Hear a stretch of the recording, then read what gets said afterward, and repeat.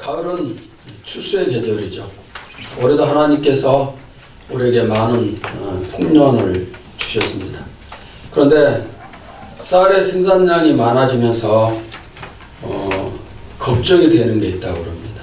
생산량은 많아지지만 갈수록 소비량은 줄어들기 때문에 재고가 쌓여서 걱정이라 이런 말들을 합니다.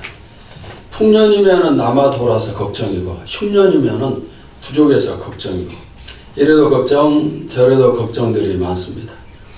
어느 어머니에게 두 아들이 있습니다. 한 아들은 큰 아들은 아이스크림 장사를 하고 둘째 아들은 우산 장사를 합니다. 그런데 날씨가 더우면 어머니는 우산이 안 팔려서 걱정을 하고 또 비가 오면 어머니는 아이스크림이 안 팔려서 걱정을 합니다. 이래도 걱정 저래도 걱정인데 생각을 조금만 바꾸면은 항상 긍정적이 될 수가 있습니다. 비가 오면은 우산이 잘 팔리니까 좋고 날씨가 더우면은 아이스크림이 잘 팔려서 좋습니다. 우리가 보는 모든 것, 여러분의 생활 속에서 이루어지는 접하는 모든 것은 전부 다 긍정과 부정이 동시에 교차를 해요. 긍정적인 것만 있는 거 하나도 없어요. 그렇다고 해서 부정적인 것만 있는 것도 하나도 없습니다. 전부 다 이 두 가지가 겹친데 그렇다면은 이왕이면 우리가 항상 긍정적인 부분을 생각을 하면서 그런 삶을 살 때 이것이 바로 지혜로운 삶의 모습이다 이렇게 말할 수가 있습니다. 여러분 하나님은 어떤 분이십니까? 긍정적인 분이세요. 할 수 있거든요. 무슨 말이냐? 믿는 자에게는 뭐라 했죠? 능치 못할 일이 없느니라. 아멘입니까? 아멘. 우리가 이 말씀을 믿음으로 받는다면은 그러면은 우리의 삶 속에서 어떻게 하면 됩니까? 긍정적이 될 수가 있습니다. 말씀을 믿을 때 긍정적이 될 수가 있습니다. 그래서 여러분들이 이 말씀이 예수님께서 우리에게 주신 말씀을 기억을 하면서 시선이 항상 부정적인 시선이 아니라 긍정적인 시선이 될 수 있기를 바랍니다. 사람을 보면은 어떤 사람은 긍정적으로 어떤 사람은 부정적으로 나뉘어 있는데 부정적인 사람 보면은 그 부분은 자꾸 강조를 하죠. 안 된다, 못한다, 할 수 없다, 뭐 이런 얘기들을 많이 하니까 실제로 안 돼요. 왜 자기 입으로 그렇게 고백을 하고 또 입술의 고백은 마음의 생각이 입술로 나타나는 것이죠. 그러니까 마음에서부터 부정적이기 때문에 입술이 부정이 되고 그래서 말한 그대로 거두니까 삶이 부정적인 삶이 될 수밖에 없습니다. 사실 지금 우리가 사는 이 세상은 과거와 달라서 긍정적인 그런 삶을 사는 것이 어려운 세상이에요. 지금 너무너무 세상이 막 갑자기 많이 바뀌고 있죠. 그래서 청년들이 취직하기가 어렵습니다. 어떻게 취직해서 결혼을 한다 할지라도 젊은 부부들이 아이를 낳는 것을 꺼려해요. 왜? 교육을 시키는 것이 너무나 힘들고 어렵기 때문에 그렇죠. 또 가난한 사람들이 부자가 되기 어렵고 개천에서 용이 나는 것이 정말 어려운 그런 때입니다. 그런데 우리가 이런 모든 것은 하나님이 없을 때 하는 생각이에요. 이런 상황이지만 여기에다가 하나님이 더해진다고 하면은 분명히 희망이 생기고 개천에서 용이 날 수 있음을 믿습니다. 하나님은 우리의 아버지 되십니다. 그리고 아버지 되신 이 하나님은 우리를 향해서 정말 좋은 계획들, 크고 아름답고 풍성한 축복들의 계획을 많이 가지고 계세요. 저는 항상 이 사실을 마음으로 믿고 있습니다. 그리고 기도할 때마다 언제나 그렇게 고백을 합니다. 하나님, 이제까지 하나님께서 저를 지켜주셨지만은 앞으로 목회는 더 아름다워지고 지금과 같이 끝나지 않을 것을 믿습니다. 교회도 앞으로 더 아름다워지고 지금처럼 끝나지 않을 것을 믿습니다. 이런 믿음을 마음에 가지고 간구하며 기도를 하고 그럴 때 실제로 또 그렇게 되리라는 확신을 주님이 주시는 것을 알 수가 있어요. 여러분도 믿음대로 된다는 사실을 기억을 하면서 항상 긍정적인 고백을 하고 그 또 축복을 누릴 수 있기를 바랍니다. 네. 부정적인 사람들은 어떤 특징이 있는가 하면은 남 때문이다. 다른 사람의 탓을 많이 해요. 남편 때문에 우리 가정이 요 모양 요 꼴이 되었다. 또 부모가 뒷바라지를 해주지 못해서 내가 성공하지 못했다. 교회에서는 목사님을 잘못 만났다. 또 교인들을 잘못 만났다. 잘못되면은 모든 것이 다 남의 탓입니다. 그러나 여러분 기억을 하십시오. 남 탓해서 성공하는 사람은 아무도 없어요.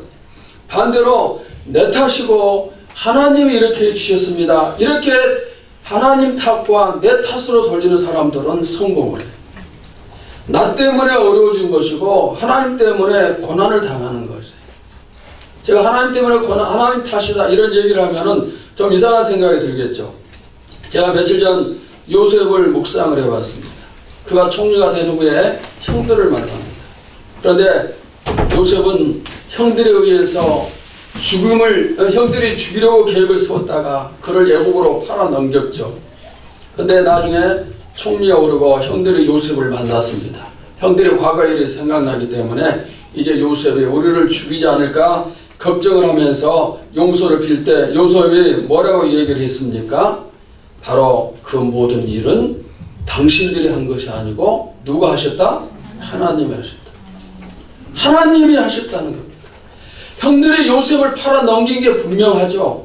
그리고 그것 때문에 종노릇을 오랫동안 하고 감옥에 또 이제 누명을 쓰고 갇히고 그렇게 했습니다. 그런데 그 일들을 형들이 한 게 아니고 하나님이 하셨어요. 요셉은 자기에게 임했던 고난을 하나님 탓으로 넘겼어요. 형들의 탓이 아니고 하나님 탓이었습니다. 우리 같으면 어떻게 될까요? 내가 성공하면은 나에게 고난을 준 형들을 나를 팔아넘기고 종살이하게 만든 그 형들에게 한번 본떠를 보여줘야 되겠다. 이런 생각을 하면서 벼르고 있을 것입니다. 그러나 요셉의 생각은 그게 아니었습니다. 이것이 바로 요셉과 오늘 우리들의 차이일 수가 있습니다. 요즘 옛날부터 마찬가지지만 정치하는 사람들을 보면은 어떻습니까? 전부 다 상대방만 잘못했다. 당신들이 잘못했다.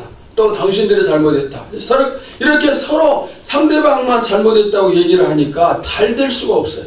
항상 싸울 수밖에 없다 이 말입니다. 가정도 마찬가지예요. 부부간에 서로 다투고 상대방 탓을 하면은 그 가정이 잘 될 수가 없어요.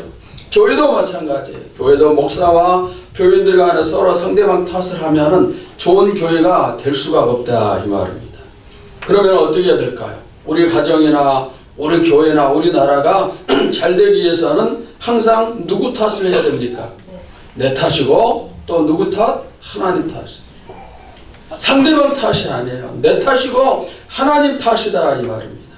내가 부족하기 때문에, 내가 기도하지 않았기 때문에, 내가 사랑이 부족했기 때문에, 내가 용서하지 않았기 때문에, 그리고 하나님이 나를 훈련시키기 위해서 이렇게 고난을 주시는 것이지 저 사람 때문에 내가 고통을 당하는 게 아니에요.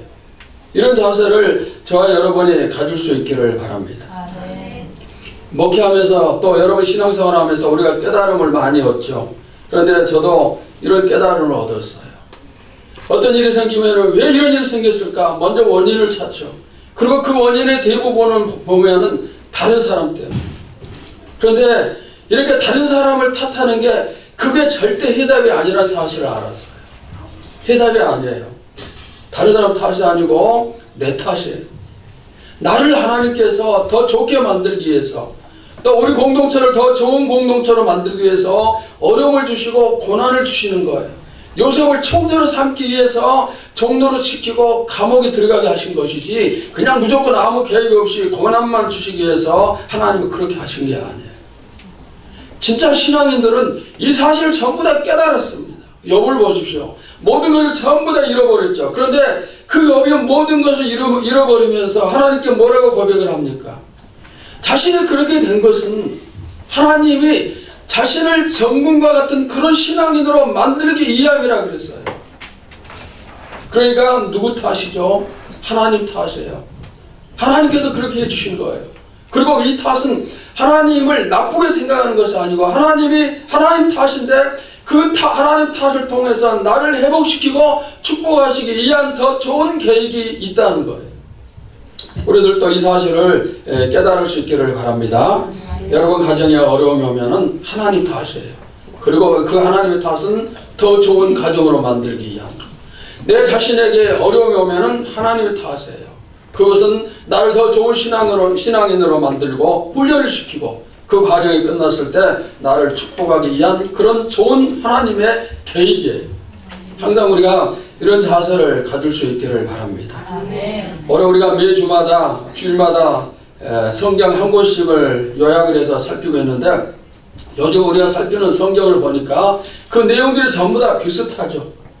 어떤 내용입니까? 이스라엘이 하나님 앞에서 범죄하고 우상을 숭배를 합니다. 그러면 하나님은 선지자를 통해서 그것을 경고를 하시죠. 돌이켜라, 돌아서라 자꾸 말씀하시지만은 도무지 순종을 하지 않아요. 그래서 결국에는 어떻게 하십니까? 그렇다면 내가 너희들에게 너희 나라를 망하게 하겠다. 나라를 망하게 하십니다. 심판을 하십니다. 그런데 이런 심판을 하나님께서 하시는데, 그러니까 하나님의 탓에 나라가 망하는 것도, 그러나 그 과정에 이 심판이 지나고 난 이후에 하나님이 세우신 계획은 뭔가? 하나님은 그토록 돌이키지 않는 백성들을 향해서 긍정적인 시선을 가지고 계시는 거예요. 이 과정을 통해서 이 백성들이 다시 회복이 되리라, 나에게 다시 돌아오리라, 이런 희망을 하나님이 가지고 계시고 실제로 그 희망은 하나님의 계획이 되어서 이루어지는 거예요. 우리가 요즘 살필 성경들이 전부 다 똑같죠. 오늘 살필 성경도 바로 아모스인데 아모스도 같은 내용이에요. 하나님이 이스라엘에게 돌이키도록 선포를 하시죠. 그러나 그들은 돌아오지 않습니다. 그래서 하나님이 결국에는 심판하신다는 거예요. 아모스의 내용 가운데 심판의 내용이 대부분이에요. 심판을 이렇게 하시겠다. 그러나 나중에 뭘 덧붙입니까? 하나님의 희망. 그러니까 우리는 하나님이 심판하신다 할지라도 그 다음에 이어지는 하나님의 희망이 있기 때문에, 그래서 우리에게도 그것 때문에 희망이 되는 거예요. 힘을 얻는 거예요. 여러분, 우리가 최악의 상황에 거한다 할지라도 그것은 무엇일까요? 하나님이 그 상황 속에서도 우리에게 희망을 가지고 계심을 알아야 돼요. 그리고 그 상황이 끝났을 때 우리가 복되게 됨을 분명히 믿습니다. 하나님 하신 일 가운데 나쁜 일은 하나도 없어요. 노아 시대에 노아 가족을 제외하고 온 세상 모든 사람을 멸망시켰습니다. 그게 나쁜 일 아니에요. 소돔과 고모라 성이 범죄했을 때 하나님은 하늘에서 유황불을 내리게 하셔서 그 성을 불태웠어요. 그러나 그 일이 나쁜 일 아니에요. 의인들을 하나님이 지켜주셨어요. 하나님의 좋으신 일입니다. 지금 여러분에게 일어나는 모든 일이 전부 다 하나님이 하시는 일임을 기억을 할 때, 그러면 우리는 그 일이 좋은 일이기 때문에 힘들다 할지라도 감사함으로 받을 수가 있어요. 지금 하나님께서 여러분들에게 많은 일을 하실 터인데 그 일을 통해서 오히려 여러분들은 미래에 대한 꿈과 희망을 키울 수 있기를 바랍니다. 자, 그러면 첫 번째로 아모스의 배경과 기록 목적을 한번 살피겠습니다. 먼저 배경입니다. 아모스가 활동하던 시대에는 남쪽 유다는 우시아 왕이 제위하던 그런 시대이고 북쪽 이스라엘은 여로보암 2세가 왕에 있던 그런 때입니다. 그런데 당시 남북 유다는 이스라엘 역사에 있어서 전성기를 이루는 때였어요. 특별히 북쪽 여로보암 2세 왕 때는 어떤 일이 있었는가 하면은 이스라엘의 영토가 다윗과 솔로몬 시대 이후에 가장 큰 영토를 이때 가지게 됐어요. 그 다음에 경제적으로 정치적으로도 다윗과 솔로몬 시대 이후에 가장 부강했고 가장 안정되었던 시대가 바로 여로보암 2세 왕 때였습니다. 바로 이때 이제 아모스가 이제 활동을 하는데 이것이 바로 그 시대 아모스의 배경이 되어집니다. 그리고 당시에는 이렇게 넓은 영토를 취했을 뿐만 아니고 이 여로보암 2세가 아주 지혜로운 왕이었기 때문에 주변의 많은 나라들과 무역을 번성시키면서 많은 그런 경제적인 부유함을 가져오게 했던 이제 그런 왕이 되는 거죠. 자, 그 다음에 이제 기록 목적은 두 가지를 보면, 첫째는 도덕적 종교적으로 악을 일삼는 이스라엘을 책망케 이해함이에요. 그 다음에 두 번째는 하나님의 정의와 공의가 인간의 삶 속에서도 실천되도록 하기 위함이에요. 자, 배경에서 이스라엘의 부강에 대해서 말씀을 드렸죠. 부강하면은 그 다음에 항상 뒤따라오는 게 있어요. 뭐가 뒤따라올까요? 자, 여러분에게 하나님이 갑자기 큰 축복을 주셨습니다. 그러면 그 다음에 뭐가 뒤따라올까요? 뭐가 뒤따라오겠어요? 하나님을 잘 섬기겠죠. 그러나 그게 아니에요. 대부분의 사람들은 그렇지 않아요. 부강하면은 그 이후에 따라오는 것은 언제나 타락이 따라옵니다. 돈이 많아지기 때문에 사치와 방탕이 뒤따릅니다. 사람의 욕심은 끝이 없어요. 내가 축복을 받으면은 어느 정도 받으면 그걸로 만족하고 나누고 그렇게 해야 될 텐데 더 많은 욕심을 부리는 거예요. 그러니까 여로보암 2세 시대에도 나라가 잘 살게 되니까 돈 많은 사람들이 가난한 사람들의 것을 더 많이 뺏는 거예요. 이런 타락이 계속됐습니다. 그리고 이제 돈을 사랑하면서부터 하나님으로부터 멀어지고 그 다음에 의인들을 학대하는 이런 일들이 생기고 또 그들이 신앙생활을 했지만은 이 신앙생활은 단지 자신들의 장식품에 불과했어요. 하나님께 예배를 드리고 제사를 드리지만은 그냥 형식적인 뿐이었고 또 그 다음에 하나님은 우리를 택하셨기 때문에 절대로 우리 민족을 멸망시키지 않는다. 이런 잘못된 믿음을 가지고 있었습니다. 그런데 여기까지는 좋아요. 더 그들이 타락한 것은 뭐냐? 그 당시에 계속해 해마다 축복이 더해가고 나라가 부강해지고 그러니까 그 축복을 주는 신이 따로 있다고 이방인들이 믿는데 그들의 신을 이스라엘도 받아서 섬기는 거예요. 여러분, 만약에 나에게 하나님이 이런 축복을 주셨을 때 내가 이처럼 타락한다? 그러면은 그래도 축복을 받겠어요? 그러면 안 받는 게 좋잖아요. 근데 안 받겠다고 한 사람이 얼마나 될지 모르겠어요. 이스라엘 백성들은 하나님의 축복을 주시자 하나님과의 수직적인 관계가 무너졌어요. 그 다음에 하나님과 관계가 무너지니까 백성들 이웃과의 수평적인 관계도 전부 다 파괴가 됐습니다. 그리고 남는 것은 오직 나밖에 남지 않아요. 내 이익만, 내가 어떻게 하면 좋은가, 내가 어떻게 하면 손해를 보지 않는가, 오로지 내 자신만 남았어요. 정의가 파괴되고 공의가 없어졌고 하나님은 더 이상 이것을 보고 참을 수가 없었기 때문에 결국에는 오늘 말씀을 통해서 선지자를 통해서 심판을 예언을 하시는 거예요. 하나님이 오늘 우리들을 보셨을 때 어떻게 되었을까요? 우리 가운데 어떤 사람은 하나님께서 칭찬하시는 사람이 분명히 있죠. 여러분 가운데 그런 사람이 많으리라고 믿습니다. 그런가 하면 하나님께서 너 이제 그만하고 돌이켜라, 하나님이 기다려주시는 사람도 있어요. 그러나 이런 사람도 있을 수가 있어요. 있어서는 안 되겠지만은 너는 더 이상 안 돼, 끝났어. 여러분, 이런 사람이 있으면 안 되겠죠. 저는 여러분들이 모두가 다 하나님께 칭찬받기를 간절히 소원합니다. 우리가 잘 될 때 조심해야 돼요. 정말 하나님이 나에게 축복하실 때 조심해야 되고 그 다음에 내가 잘 되는 것도 내 탓이 아니라 하나님 탓임을 알아야 돼요. 하나님께서 그렇게 해주신 것임을 알아야 되죠. 정치적인 안정이나 경제적인 축복은 하나님이 주시지 않으면 될 수가 없어요. 그런데 그들은 오히려 하나님을 멀리하고 배반을 했어요. 만약 우리도 하나님이 주신 축복 때문에 하나님으로부터 멀어진다, 그러면은 우리에게 하나님은 어떻게 축복을 하시겠어요? 주실 수가 없는 거예요. 북쪽 이스라엘은 최고의 전성시대를 열었어요. 다윗과 솔로몬 시대 이후에. 그러나 이처럼 최고의 전성시대였지만은 하나님이 그들을 심판하시기로 작정을 하시니 약 30년 뒤에 북쪽 이스라엘이 멸망을 당합니다. 여러분, 30년은 한 나라의 30년은 짧은 시간이에요. 부강한 나라가 30년 뒤에 이렇게 망하리라고 누가 생각하겠어요? 예를 들어서 미국이 세계 최고의 나라지만 경제적으로 최고지만은 언젠가는 중국이 따라잡는다고 그러죠. 그런데 따라잡는다고 해도 그 기간을 보면 앞으로 수십 년 동안은 따라잡지를 못해요. 짧은 기간 동안에 쉽게 바뀌지 않는 거죠. 그런데 북쪽 이스라엘은 30년이 지나며 나라가 망하는 거예요.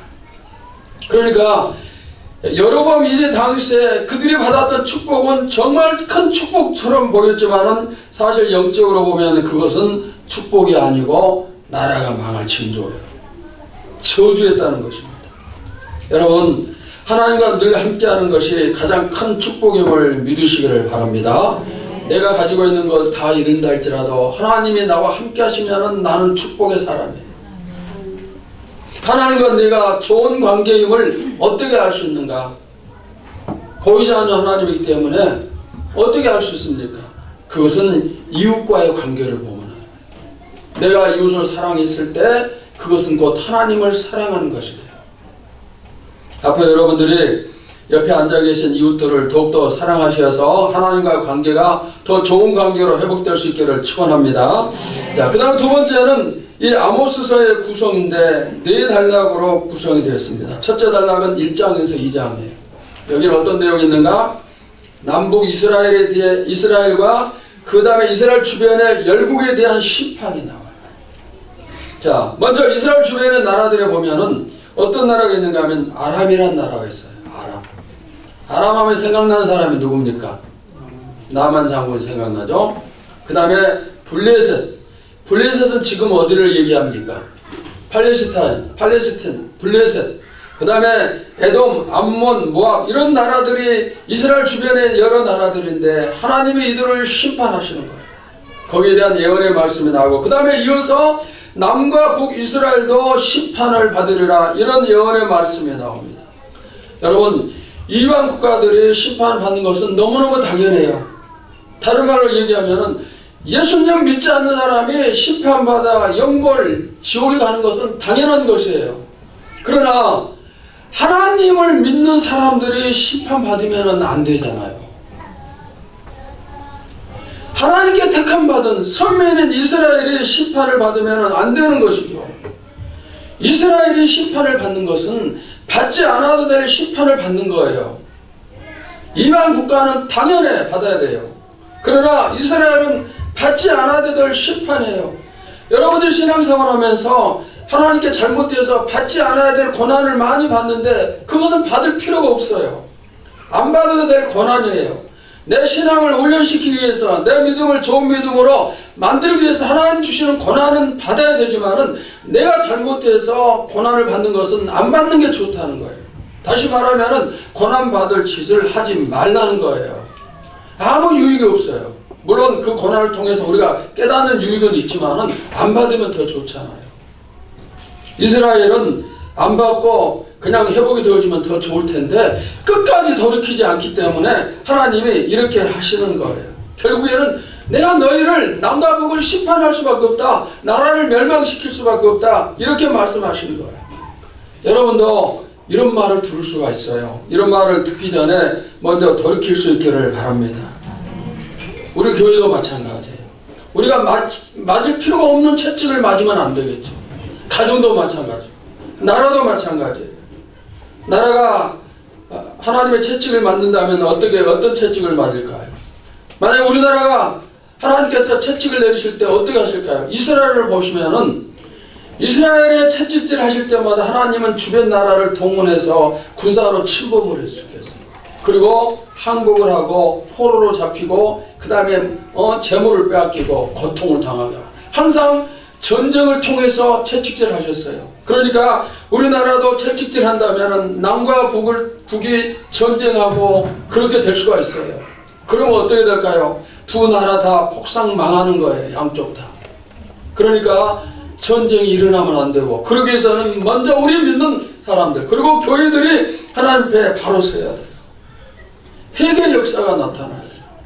이것은 여러분에게 해당되고 목사인 저에게도 마찬가지예요. 제가 여러분에게 본을 보이지 못한 부분에 대해서 회개를 해야 되고 여러분은 또 순종하지 못한 부분에 대해서 회개를 해야 돼요. 참 부끄러운 일이 며칠 전에 나왔죠.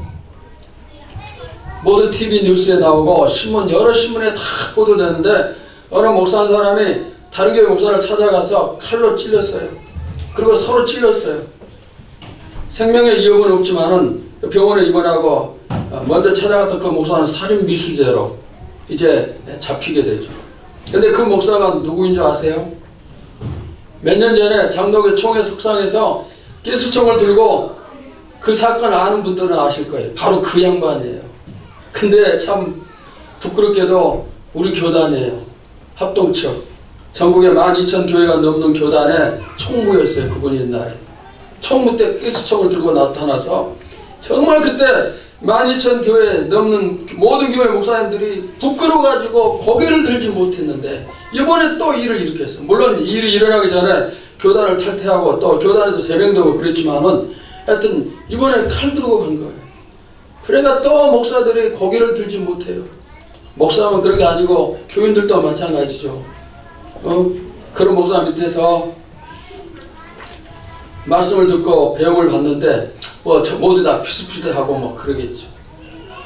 너무 비참해. 어떻게 하여튼 어떻게 그런 사람이 목사가 되는지 저는 이해가 되지 않아요.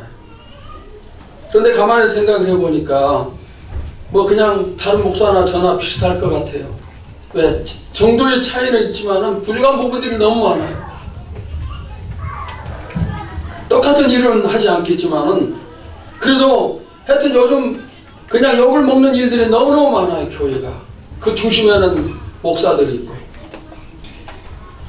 하나님이 여러분을 축복하시기를 바랍니다. 그러기 위해서는 어떻게 해야 될까요? 저도 여러분도 욕먹을 짓 해서는 안 되겠죠. 그런 짓을 하면은 어떨까요? 채찍이 임하고 그러면은 괜히 안 받아도 될 그런 고난을 당하는 거고 세상으로부터 교회가 손가락질을 받고 이번에 아마 교회에 대한 그래도 좋은 인식을 가지고 있던 사람들 가운데 하여튼 수많은 사람들이 돌아서실 줄 몰라요. 하나님께서 우리에게 평생 갚아도 갚을 수 없는 은혜를 주셨고 정말 놀라운 축복들을 너무너무 많이 주셨어요. 이 사실에 여러분들이 아멘 할 수 있다면은 이제부터 우리가 하나님의 마음을 아프게 하는 그런 일들이 없기를 바랍니다. 하나님을 가장 어디에? 우선순위. 오늘 대표기도하는 성도님이 그 나라와 그 일을 먼저 구하라. 그 내용처럼 하나님을 가장 우선순위에 우리의 삶의 목표가 하나님의 영광 이런 자세로 우리가 나갈 때 심판 대신 하나님이 우리를 크게 축복하심을 믿습니다. 그 다음에 두 번째 단락이 두 번째 단락 3장에서 6장인데 여기에는 아모스의 세 편의 설교가 나옵니다. 세 편의 설교가 나오는데 이 세 편의 설교의 내용을 전부 요약해서 살펴보면은 죄에 대한 책망과 그 다음에 죄 때문에 심판을 받는다. 바로 그 내용이에요. 그리고 이어서 심판을 받지만은 그러나 하나님이 다시 한 번 더 기회를 주신다. 그런 내용이 있어요. 이 기회를 주신 것이 뭐예요? 희망이에요. 우리에게는 이 기회가 바로 무엇인가? 하나님 주시는 희망입니다. 여러분, 하나님은 지금도 우리에게 기회를 주십니다. 축복의 기회를 주시고 교회는 부흥의 기회를 주시고 내가 신앙생활 잘할 수 있는 그런 기회를 주시고 그 다음에 정말 내가 하나님 앞에 진실하게 설 수 있는 또 충성할 수 있는 이런 여러 가지 좋은 기회를 주시는 거예요. 기회는 주실 때 잡아야 돼요. 주실 때 잡아야 되죠. 저도 이제까지 목회하면서 뒤를 돌아보고 생각을 해보니까 하나님 주신 기회들이 참 좋은 기회들이 여러 번 있었지만은 그때 그런 기회를 붙잡지 못하고 놓친 적이 있어요. 근데 이 기회는 어떤 것인가? 기회가 우리에게 올 때는 그냥 그렇게 썩 좋아 보이지가 않아요. 제 경험에 의하면. 그냥 하나님 주신 기회구나. 그 정도로 생각을 하죠. 그래서 그것을 무시하고 그 다음에 기회를 붙잡지 않는데 이상하게도 기회가 지나자마자 바로 그 기회가 너무너무 좋은 것이었다는 그런 일들이 드러나는 거예요. 그러니까 기회를 붙잡지 못하고 조금 있다가 즉시 후회하는 거예요. 그런 일들이 저에게도 제 목회 생활에도 몇 번 있었어요. 여러분에게도 그런 일이 생길 수가 있어요. 하나님이 기회를 주셨다고 정말 확신을 하면은 분명히 잡아야 돼요. 확실하게 잡아야 돼요. 놓치면은 놓친과 동시에 내가 너무너무 큰 잘못을 했구나. 큰 축복을 놓쳤구나. 그걸 알게 되는 거예요. 우리 복음서에서 그런 말씀 드렸죠. 어떤 농부가 남의 밭에 가서 일을 합니다. 땅을 이제 팠는데 보물상자를 발견했어요. 그래서 그걸 덮고 집으로 가서 뭘 했습니까? 자기의 집도 팔고 모든 재산을 전부 다 팔아서 그 밭을 샀어요. 그 다음에 그 밭 속에 숨겨져 있는 보물은 누구의 것이 됩니까? 농부의 것이 되는 거예요. 여러분, 우리가 이렇게 기회를 붙잡아야 되죠. 그러면은 그 기회가 주는 축복이 바로 우리의 것이 됩니다. 그런데 오늘 제가 이렇게 기회에 대해서 말씀드리는 것은 뭐 축복을 붙잡으라는 것이 아니고 어떤 기회를 하나님이 오늘 우리에게 주셨는가? 저는 오늘 이 시간이 바로 회개의 기회를 주셨다고 믿습니다. 하나님은 우리를 사랑하시기 때문에 오늘 앞에 서 있는 저를 통해서 회개하도록 기회를 여러분에게 주신 것이고, 여러분이 마음을 열고 이 기회를 붙잡을 때 기회가 주는 축복이 분명히 있음을 믿습니다. 거절하지 마세요. 이스라엘은 주신 기회를 계속 놓쳤고 결국에는 나라가 멸망당했습니다. 우리는 놓치면 안 돼요. 이들을 통해서 교훈을 받아야 돼요.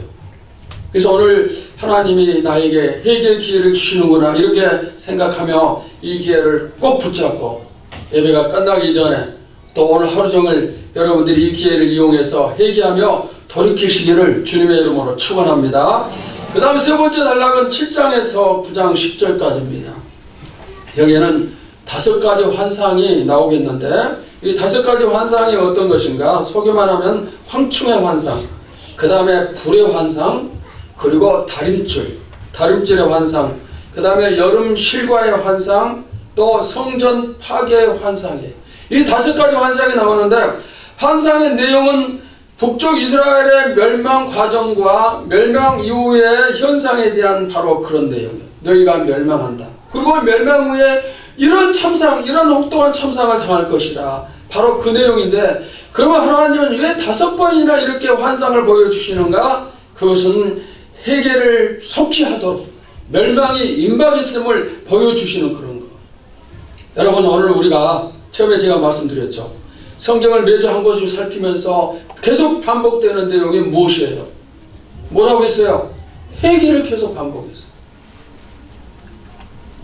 바로 오늘 말씀처럼 우리에게도 이렇게 반복이 되어지고 있고, 그래서 이것이 지나가기 전에, 이 기회가 없어지기 전에 우리가 심판이 임박했음을 생각하면서 꼭 붙잡을 수 있기를 바랍니다. 회개는 빠를수록 좋은 거예요. 그 다음에 네 번째 단락은 9장 11절에서 15절 짧은 절수인데, 여기에는 이스라엘의 회복에 대한 5가지 약속이 나와요. 그러니까 이것 때문에 이스라엘이 희망을 품을 수가 있어요. 그리고 이것을 위해서 하나님이 뭐 하시는 거죠? 그 앞에 심판을 하시는 거예요. 자, 그러면은 어떤 회복에 대한 약속인가? 5가지를 소개를 합니다. 첫째는 다윗 왕가의 재건 약속이에요. 다윗 왕가를 다시 이렇게 나라를 멸망시키지만 다시 이렇게 세운다는 약속. 그 다음 두 번째는 만민을 기업으로 얻게 하신다는 약속이에요. 만민을 기업으로 얻게 하신다는 약속. 여러분들이 자세한 내용은 성경 아모스서를 살피면서 보시기를 바랍니다. 세 번째는 풍성한 물질 축복의 약속이에요. 여러분, 물질 축복은 하나님이 곳곳에서 우리에게 약속하신 좋은 그런 거죠. 그 다음에 네 번째는 바벨론 포로 기관의 약속이에요. 나라가 망하고 그 다음에 포로로 잡혀가지만 다시 돌아오리라는 약속입니다. 그리고 5번째는 왕국의 영원한 존속의 약속이에요. 여러분, 하나님은 어떤 하나님? 반드시 뭐 하십니까? 회복시켜 주십니다. 그러나 이 회복을 위해서 우리에게 필요한 것이 뭐라고요? 회개하는 거예요. 회개. 이 회복의 약속을 붙잡고 여러분들 오늘 힘들어도 잘 견딜 수 있기를 바라고, 특별히 이런 심판이 임박해 있는 이때 정말 심판이 임박해 있다 이렇게 생각하면서 회개하고 돌이키는 그런 기회를 가지시기를 바랍니다. 자, 그 다음 세 번째는 핵심 절과 핵심 단어입니다. 핵심 절은 오늘 본문 2절이죠. 자, 먼저 아모스 5장 21절을 우리 다 같이 다시 한번 봅시다. 시작. 내가 너희 절기들을 미워하여 멸시하며 너희 성회들을 기뻐하지 아니하나니. 자, 여기 절기가 나오는데 어떤 절기인가? 유월절과 오순절과 초막절입니다. 이 3가지 절기는 하나님께서 너희가 이 절기를 나에게 드려라, 절기를 지키며 드려라, 이렇게 하나님이 명령하신 절기예요. 그 다음에 5장 22절 보시면, 이어지는 22절 보시면 번제나 소제나 화목제 이런 제사가 나오는데, 하나님께서 절기도 받지 않고 제사도 받지 않으신다 그랬어요. 그러면은 하나님께서 제사를 드리라고 명령하셨고 절기를 지키라고 명령하셨는데 왜 드림에도 불구하고 받지 않으시는가? 그 이유가 무엇입니까? 그들의 형식적인 제사와 영적인 타락이에요. 구약 성경을 살피면은 백성들이 그래도 나름대로 꾸준하게 절기를 지켰어요. 물론 중단된 때도 있었지만은 절기를 지키고 제사를 꾸준하게 드렸는데, 그런데 어느 절기와 어느 제사는 하나님이 받으시지만은 어떤 때는 받지 않으세요. 그러면은 왜 이런 차이가 있는가? 오늘 우리가 드리는 예배도 마찬가지예요. 우리가 수많은 예배를 드렸죠. 앞으로도 많은 예배를 드리겠지만은 정말 하나님이 받으시는 예배가 있고 받지 않으시는 예배가 있어요. 여러분, 이건 남의 얘기가 아니고 우리의 얘기일 수 있어요. 우리 교회의 얘기일 수가 있고 여러분 자신의 얘기일 수가 있어요. 오늘 이 예배를 하나님이 받으실까요? 저는 이 예배를 준비하면서 나름대로 간절하게 기도했어요. 예배를 드릴 때마다 제가 항상 하나님께 간절하게 매달린 것은, 하나님 오늘 이곳에 임재하시고 우리를 만나주시고 우리 예배를 받아주시옵소서. 그리고 제가 회개할 것 회개하고 정성을 다해서 사모하면서 예배를 준비하고, 그래서 오늘 제 입장에서 이 예배는 하나님이 받으신다고 믿어요. 아멘. 그러면은 여러분 한 사람 한 사람 모두 다 그런 마음일까요? 내 입장에서 생각했을 때 정말 받으신다 이렇게 여러분들 얘기할 수가 있습니까? 근거가 있어야 돼요. 받으실 만한 근거가 있어야 된다 이 말입니다. 일주일 동안 하나님과 전혀 아무 상관없이 살고 예배를 위해서 아무런 중기 기도도 없고 사모함도 없고 만나고 싶은 마음도 없고 그냥 때 되니까 시간이 되니까 와서 자리에 앉아있고, 그리고 정치니까 같이 눈 감고 묵도하고, 그리고 축도 끝나니까 그냥 일어서서 나가고, 우리 예배가 이렇게 드려진다면 과연 하나님이 받으시겠습니까? 여러분, 하나님이 받으실 예배를 항상 드리시기를 바랍니다.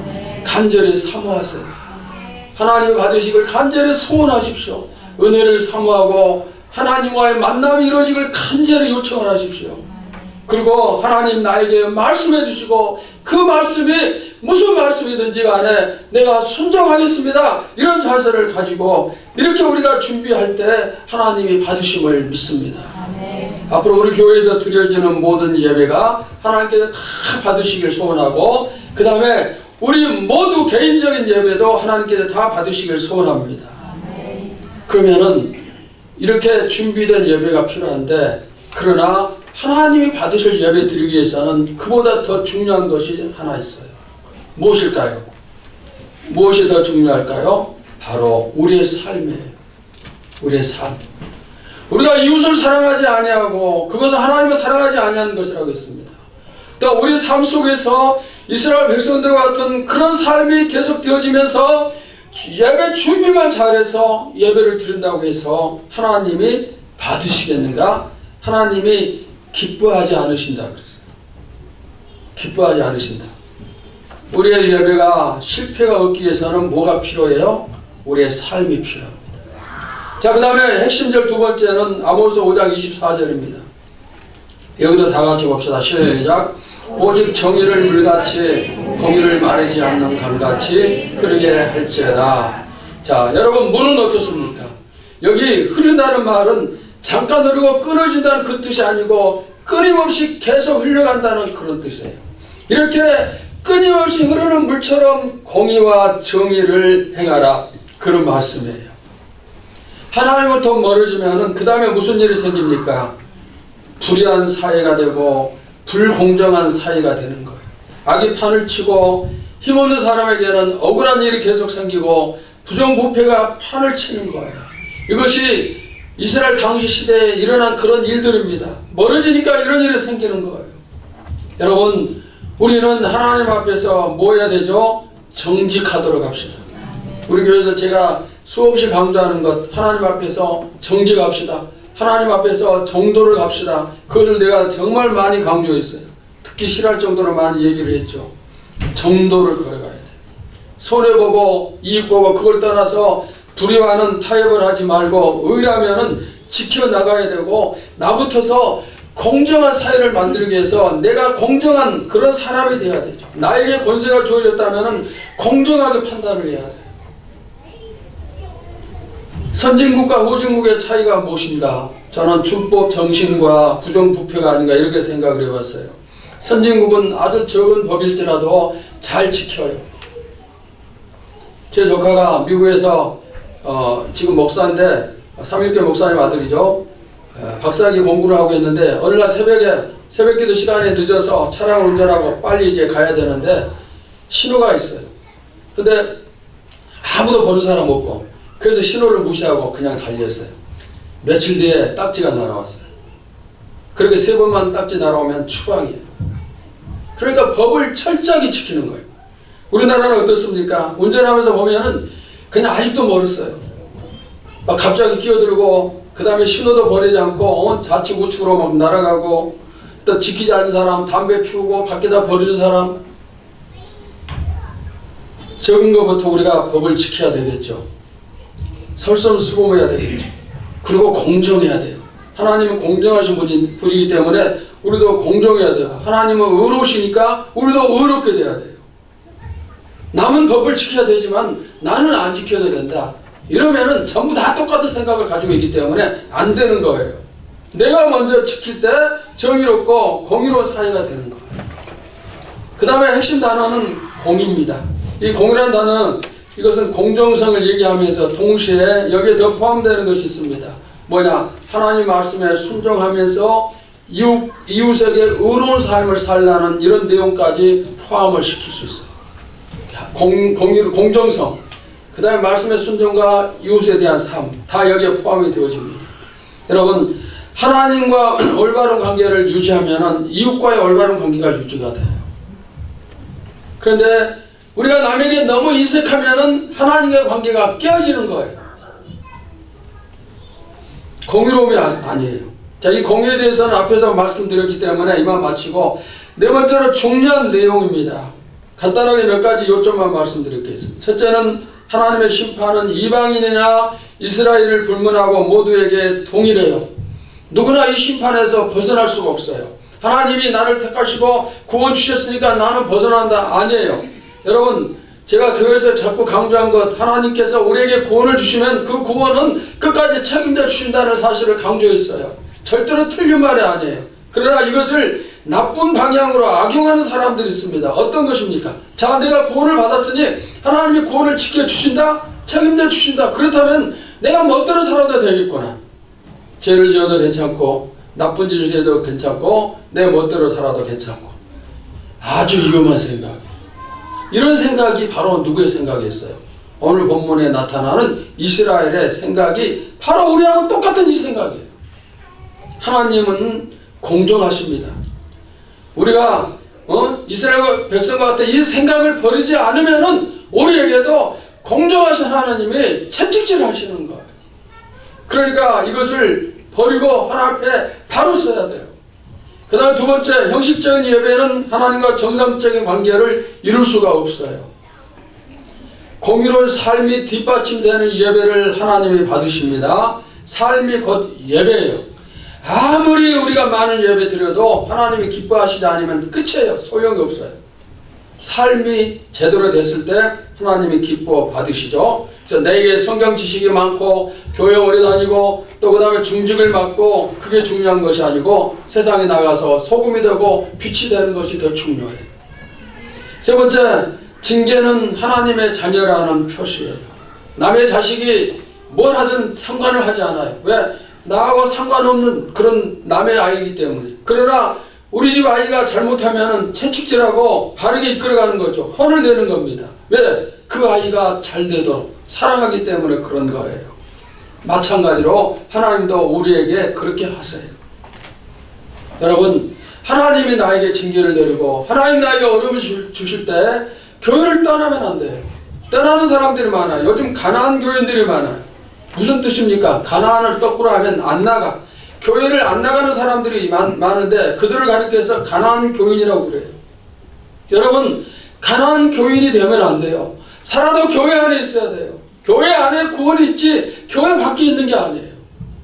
방주 안에 있다고 생각을 합시다. 노아의 방주 안에 있어야 구원을 받지, 방주 안에 냄새가 나고 파도가 심하고 멀미가 나서 밖으로 뛰쳐나간다면 죽는 거예요. 구원은 없어요. 교회 안에서 여러분들이 믿음을 잘 지켜나가야 됩니다. 징계가 오더라도 힘들더라도 내 자리를, 교회를 지켜야 됩니다. 그럴 때 끝까지 구원을 받는 구원 축복을 누릴 수가 있습니다. 오늘 여러분들이 어떤 생편 속에 있든지 하나님은 그 형편 이후에 우리에게 뭘 주신다? 희망을 주신다. 이 사실을 생각하면서 힘을 내시기를 바랍니다. 자, 말씀을 마치면서 이제 우리들이 형식적인 신앙인이 되지 말고 진짜 신앙인이 될 수 있기를 주님의 이름으로 축원합니다.